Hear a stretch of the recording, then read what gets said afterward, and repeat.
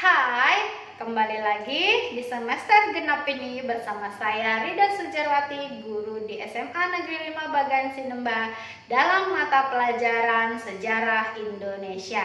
Nah, pada kesempatan kali ini kita akan membahas materi tentang masuknya Islam di Indonesia. Masuknya Islam di Indonesia pada abad kelima tidak bisa dilepaskan dari sejarah perdagangan dan pelayaran antar benua yang berlangsung pada masa itu. Kendati demikian, para ahli masih bersilang pendapat tentang bagaimana proses masuknya budaya dan agama Islam tersebut hingga bisa mengalahkan kebudayaan dan agama yang telah ada sebelumnya, yakni Hindu dan Buddha. Berbagai teori pun berkembang dengan disertai bukti dan fakta pendukung. Berikut ini kami telah merangkum apa saja teori masuknya Islam di Indonesia tersebut, lengkap dengan kelemahan dan bukti-bukti pembenarannya. Teori masuknya Islam di Indonesia sedikitnya ada 5 teori yang berkembang di kalangan sejarawan saat ini. Kelima teori tersebut mengungkapkan tentang asal mula Islam berkembang di Nusantara. Ada teori yang menyebut bila penyebaran Islam di Indonesia berasal dari Gujarat, India, Makkah, Arab Saudi, Persia, dan ada pula yang beranggapan Islam Indonesia berasal dari Cina. Mari kita simak 5 teori tentang masuknya Islam di Indonesia. Teori yang pertama yaitu teori Gujarat. Teori Gujarat adalah teori yang menyatakan bahwa Islam masuk di Indonesia berasal dari Gujarat, India. Teori ini pertama kali dicetuskan oleh 2 orang sejarawan berkebangsaan Belanda, Snap Hurgenje dan J. Pitjnapel. Menurut mereka, Islam masuk ke Indonesia sejak awal abad ke-13 Masehi bersama dengan hubungan dagang yang terjalin antara masyarakat Nusantara dengan para pedagang Gujarat yang datang. Teori masuknya Islam di Indonesia yang dicetuskan oleh Hurgenje dan Pitjnapel ini didukung oleh beberapa bukti, di antaranya batu nisan Sultan Samudra Pasai Malik As-Saleh tahun 1297 yang bercorak khas Islam Gujarat, catatan Marco Polo, serta adanya warna tasawuf pada aliran Islam yang berkembang di Indonesia. Selain memiliki bukti, teori ini juga mempunyai kelemahan. Kelemahan teori Gujarat ditunjukkan pada 2 sangkalan. Yang pertama, masyarakat Samudra Pasai menganut mazhab Syafi'i, sementara masyarakat Gujarat lebih banyak menganut mazhab Hanafi. Kedua, saat Islamisasi Samudra Pasai, Gujarat masih merupakan kerajaan Hindu. Sekarang kita ke teori yang kedua, yaitu teori Persia.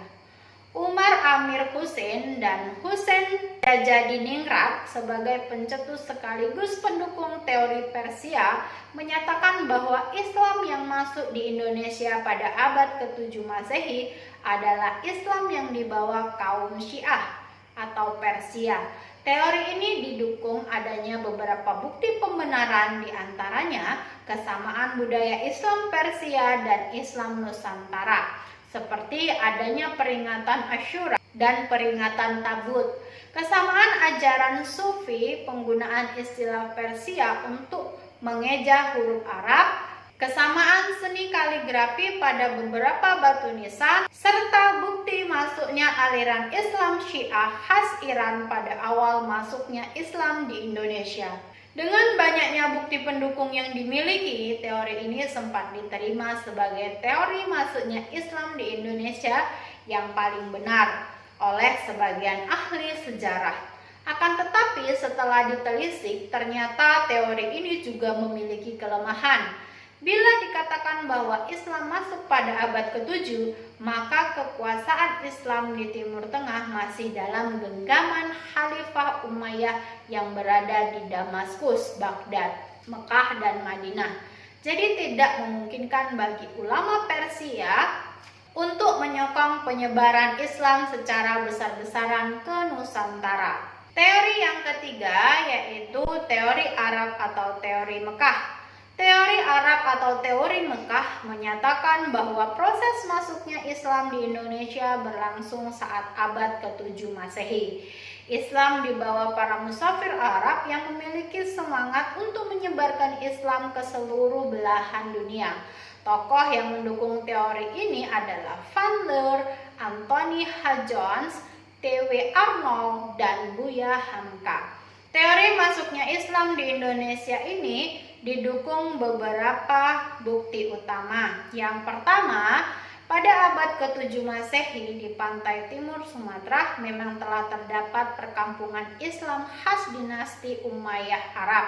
Lalu, mazhab yang populer kala itu khususnya di Samudra Pasai adalah mazhab Syafi'i yang juga populer di Arab dan di Mesir. Dan yang ketiga, adanya penggunaan gelar Al-Malik pada raja-raja Samudra Pasai yang hanya lazim ditemui pada budaya Islam di Mesir. Hingga kini, teori Arab dianggap sebagai teori yang paling kuat. Kelemahannya hanya terletak pada kurangnya fakta dan bukti yang menjelaskan peran bangsa Arab dalam proses penyebaran Islam di Indonesia. Sekarang kita ke teori yang keempat, yaitu teori Cina. Teori Cina yang dicetuskan oleh Slamet Mulyana dan Sumanto Al-Qurtubi baru-baru ini menyebutkan bahwa Islam masuk ke Indonesia karena dibawa perantau Muslim Cina yang datang ke Nusantara. Teori ini didasari pada beberapa bukti, yaitu fakta adanya perpindahan orang-orang Muslim Cina dari Canton ke Asia Tenggara, khususnya Palembang pada abad ke-879 Masehi. Adanya masjid tua berarsitektur Cina di Jawa. Raja pertama Demak yang berasal dari keturunan Cina atau Raden Patah. Gelar Raja-Raja Demak yang ditulis menggunakan istilah Cina. Setelah catatan Cina yang menyatakan bahwa pelabuhan-pelabuhan di Nusantara pertama kali diduduki oleh para pedagang Cina. Yang terakhir kita ke teori yang kelima, yaitu teori maritim. Teori maritim pertama kali dicetuskan sejarawan asal Pakistan, yaitu N.A. Baloch. Teori ini menyatakan bahwa penyebaran Islam di Nusantara tidak bisa dilepaskan dari kemampuan umat Islam dalam menjelajah samudera. Tidak dijelaskan dari mana asal Islam yang berkembang di Indonesia.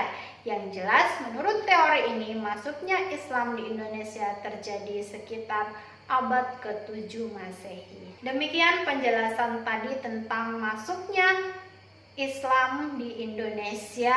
Semoga dapat dipahami, semoga bisa bermanfaat. Wassalamualaikum warahmatullahi wabarakatuh.